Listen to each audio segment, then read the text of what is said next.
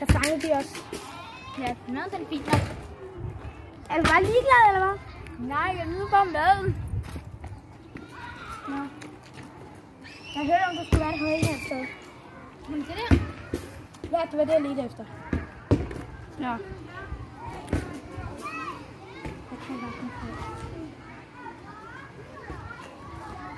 Ja, vagten sover. Godt. Der er fri bane.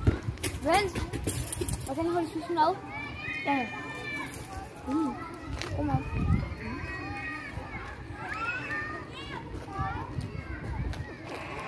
Og så er jeg klar.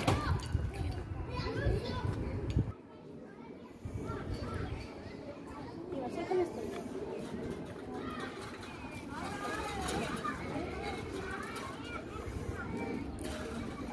Nu går vi tur.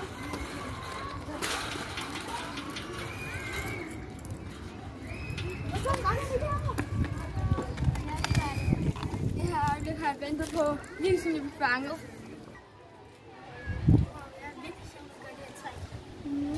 Jeg vil lige holde stræk bag først. Godt. Det er klart. Vi må tage den igen. Fuglen. Ja, den er det plads nogensinde haft. Ikke den eneste.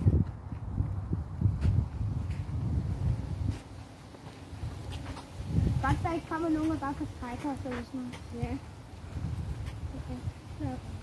Det er den sidste gang.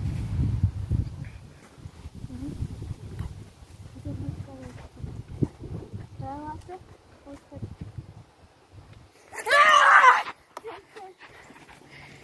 at skyde her.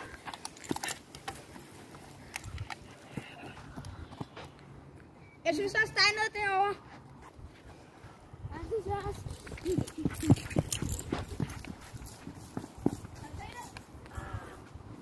Ja.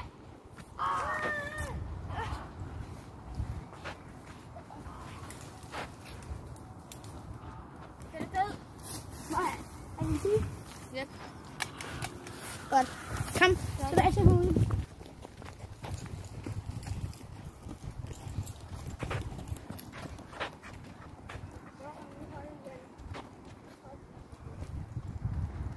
Den er død. Godt.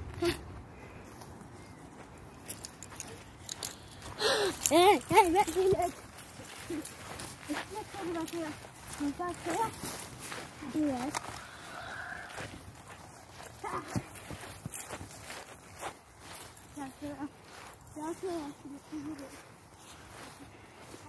Jeg har set dig. Der kommer nogen! Ja. Endnu en vagt. Hvad skal der blive vagt i dag, mand?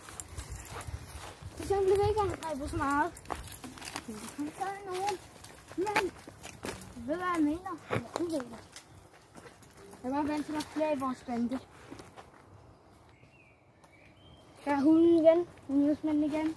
Den var syge. Det lukker fitnesscenter. Det er lige blevet ret ned, så vi kan ned. Nu har så vidt det hele. Det hele bliver revet ned. Fordi der er nogen, der opdagede. Igen. Ja. Der er nemlig nogen, der opdagede, at der var et syge, som brugte det der sted som skjulested som fitnesscenter. Fordi det også er et fitnesscenter. Men diskoteket er ikke lukket. Nej, det er stadig det sted, som har flest penge i hele byen. De har faktisk kåret det til hele landet nu. Jeg har også hørt om en rigtig god casino. Den ligger her på hjørnet. Ja. Hvad hvis vi råder det der casino og køber os noget nyt gear, så vi kan prøve diskoteket og armere os selv? Ja. Er det ikke en god idé? Den er først koden. Koden!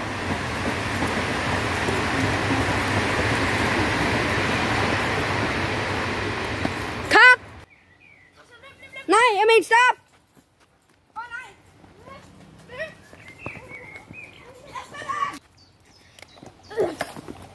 Nej! Ammuer dig selv! Stop! Jeg siger stop! Stop! Jeg skal nok lade være. Stop!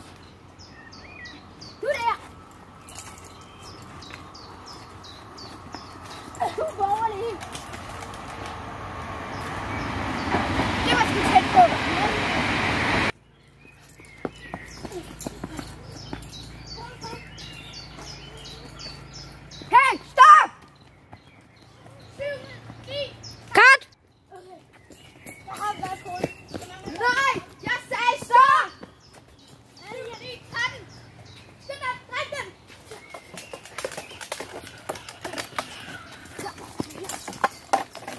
Du får mig.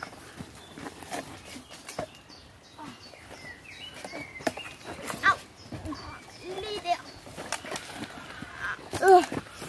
Jeg skal nok få dig næste gang.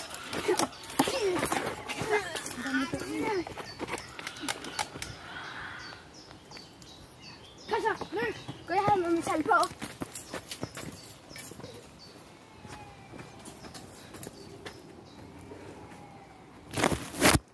Så, videre til koden. Nu har du lavet den. Nej, men jeg skal lave den igen. 7, 9, 13. Nej! Politiet er alle vejen nu, og nu mener jeg det. Så er der nogen. Nej. Jeg kan Der kan ane en skygge derinde. Jeg sætter den anden del i lommen, så den bliver lidt kortere og nemmere. Nej!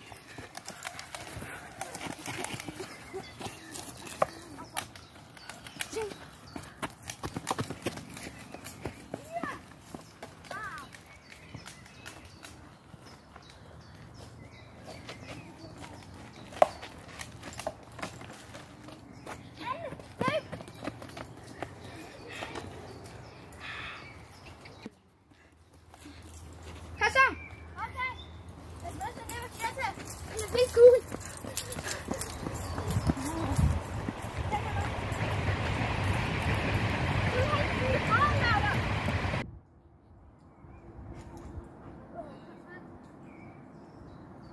Der er ingen bag os, vel?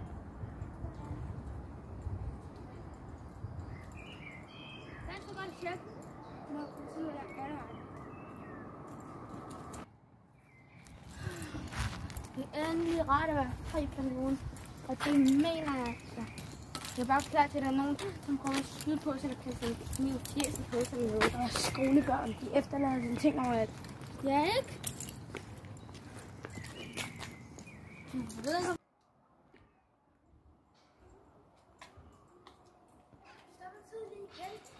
Jeg ved ikke, hvad der sker, når der står.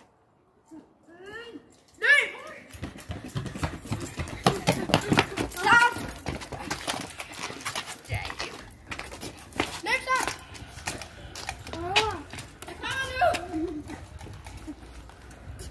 Jeg går til den her.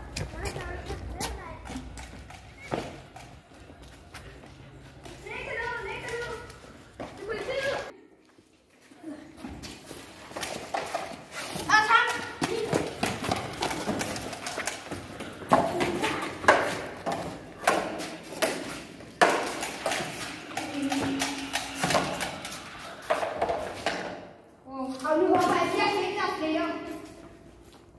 Flere hvad? Flere tidstropper og flere politi. Flere politier. Og heller ikke flere politi.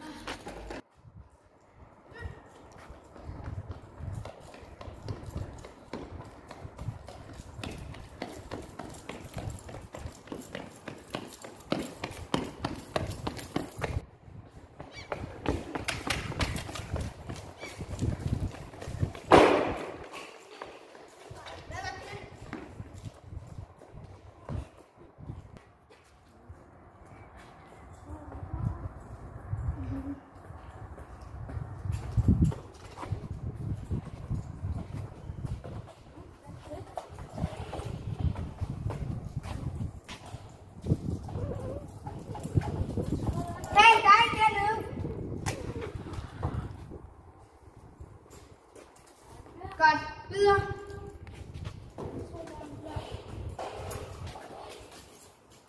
Ja, så hør. Jeg kan høre sådan. Hej! Hvad var det? Ikke bare for væggen. Hvad er det der? Det ved jeg virkelig ikke. Jeg tror bare, at nogen der laver sjov med os på den måde. Nogle af de der teenager. En af dem, der har brugt sig på. Ja.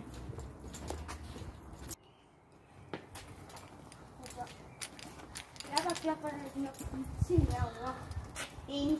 Du gør det op noget som helst. Og hvis du gør det klar, eller næsten klar. Ja, men jeg vil godt lide diskotek, ikke? Jeg har hørt, der kommer noget laser på. Derfor har jeg sat noget glas ind. Så hvis der kommer laser, så kan jeg separere om det med glasset. Hey! Du der!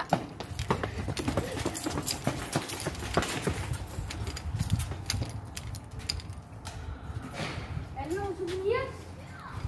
Ved jeg ikke. Udover en taske, et løbende, 2 pladser, og et styr. Jeg vidste ikke, hvor der er souvenir til et andet. Eller skal vi ikke? Du har også det her. Det er skolebarn, går jeg ud fra. Det er klassisk. Godt, så tager jeg den her på.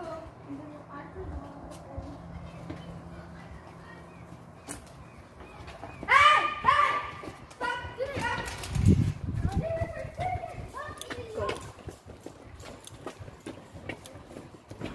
Jeg løber ikke. Jeg går ved siden af. Jeg går bagved dig. Så de ikke ser mig.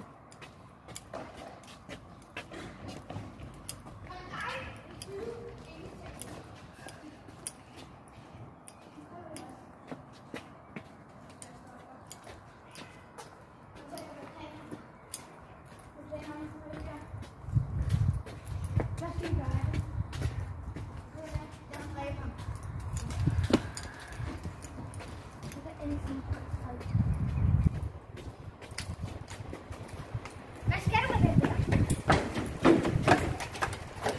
Så hvis jeg nu slår mig i hovedet, så vil jeg ikke gå igennem.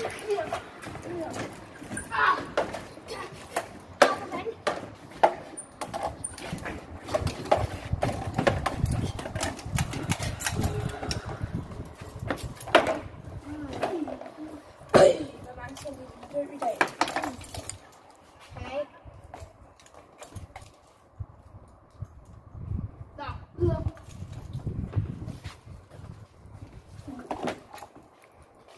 Er han stadig levende? Nej, han er sådan noget. Hvad skal ikke der? Vent lidt, hvad? Nu er også levende. Hvad har jeg planer? Hvad har jeg planer, Marker? Skal jeg sige mine planer? Ja. Den her kniv. Stop! Hey.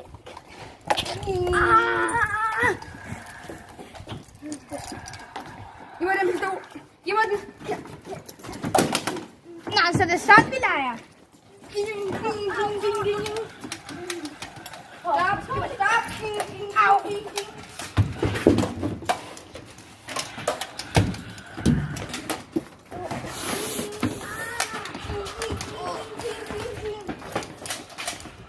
Jeg har dræbt din ven. I vinder aldrig. Jeg vil gasser.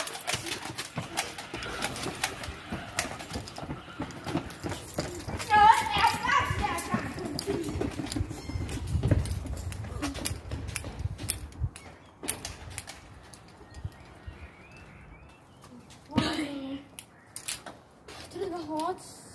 Hvad var man der?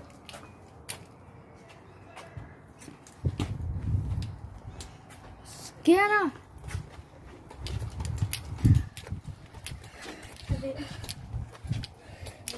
Jeg skal nok fortælle dem planer. Okay, fortæl dem. Faktisk vil jeg slet ikke gøre noget. Jeg vil bare godt være med i jeres bande. Mener du det? Hvorfor kommer din ven så lige der? Det var det heller ikke. Jeg får et spørgsmål. Hvad laver du? Jeg var ikke din ven. Ja, kom så! Kom så, jeg ved godt, du kan være sådan ærlig. Ja, kom så.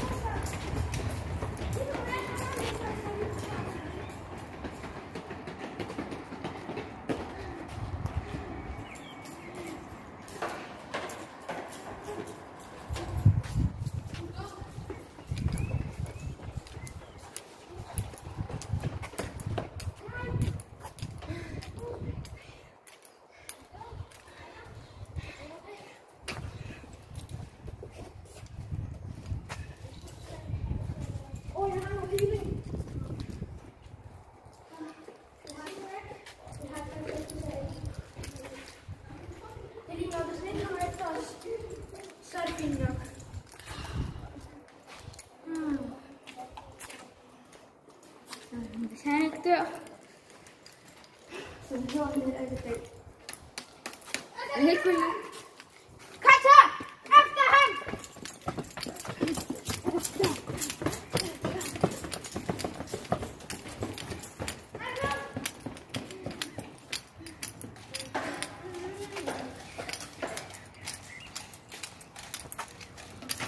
Er det her?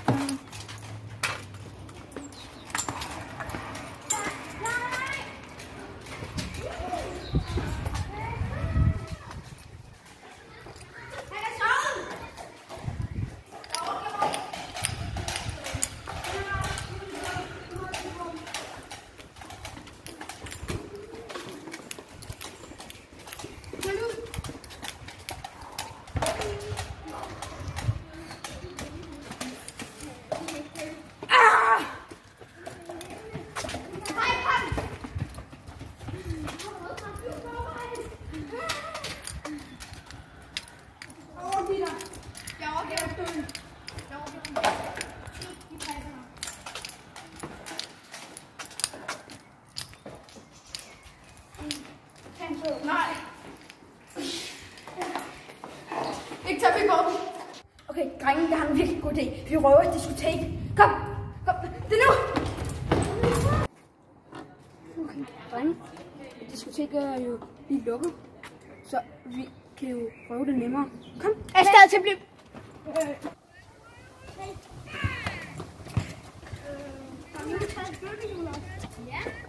Ja, okay. Så det går hurtigere.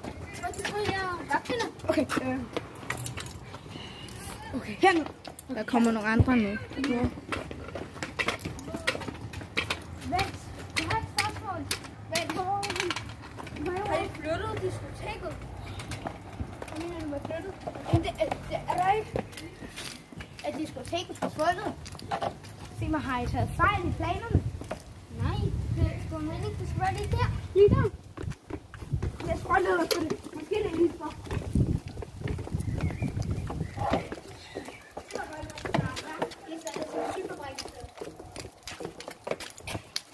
Ja, det får vi godt nok gode penge ud af. Ja, det gør vi da.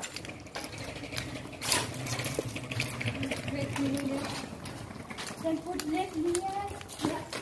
Jeg ser, der var en væg lige her. Jeg tror, der var en væg lige her. Og så en væg. Og så lige over til den der. Og så der. Hvis de kun havde lidt halvdelen af diskoteket, kunne det betyde, at pengeskabet stadig er her. Okay.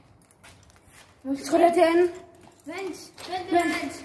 Var det ikke 7, 9, 13 kroner? Jo. Vent. 7, 9, 13. Vent. Måske er det ikke herovre. Måske er det under jorden. Måske det ser en rigtig. Måske er det over eller under. Jeg tror, det er over. Eller nej, der har vi jo lige været. Vent, der er en lille ting. Det var jo over på en tidspunkt på vores side, ikke? Hvilke planer havde I? Altså, vi har planer om at sige noget om diskoteket. Ja. Hvad? Vi har nogle planer om, at det skulle ligge derovre, men så sagde Der er diskotek dernede. ja. Kan I se det? Vi har vendt kortet nu. Nej!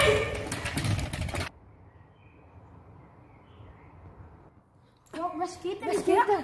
Jeg tror, tiden stoppede. Lige Igen? sidste gang. Den bliver 3 gange. Ej, mærkeligt. Okay, så går til diskoteket. Ja, kom. Men måske det er ikke den, der siger, at vi ikke kan røve. Vi skal ikke få til at røve.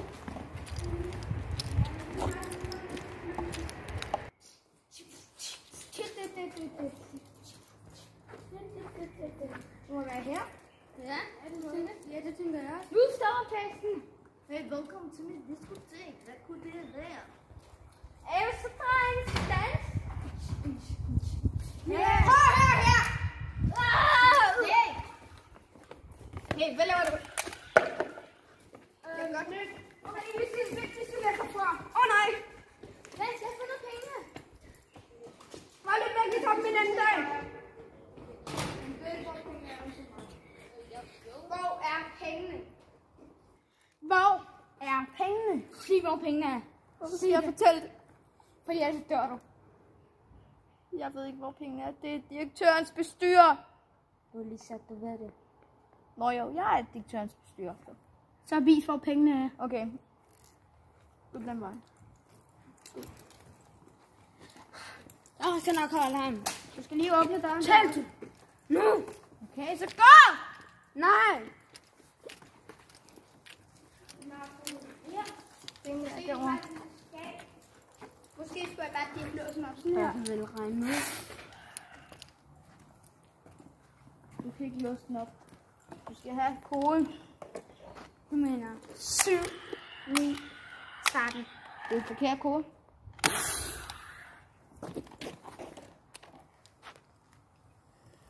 Den åbner. Yes. Bare pengene. Der er ikke noget i. Snydt. Tusind tak, fordi I gad at se med på den her video. Ja. Og her, der vil jeg sige tak til Theo, og tak til Erik, tak til Alexander, og tak til Emilia, og tak til Niels Peter, han er bare kæmpe. Og husk at abonnere til Kompro Gaming, det er meget vigtigt. Yep. Også tak til Andreas. Ja, dem. Ja, selvfølgelig også tak til mig. Og den her film, den kommer der nok flere afsnit af, og det skal nok glæde jer. Ja. Det bliver rigtig håber, I har spændende. nyt. Ja. Håber, I har nyt filmen. Vi ses!